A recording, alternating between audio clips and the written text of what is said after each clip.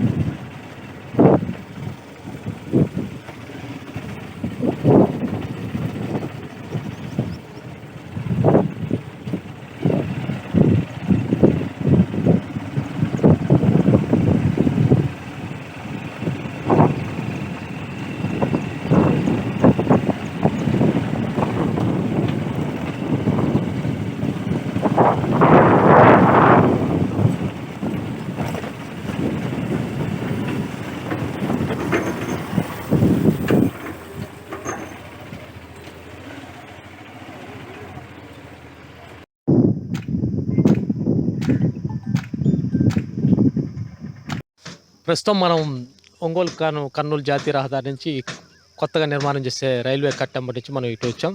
ఇక్కడికి వచ్చిన తర్వాత ప్రస్తుతం మనం ఉన్న ప్రదేశం బుచ్చనపాలెం వెళ్ళే రోడ్డు, పక్కనే బుచ్చనపాలెం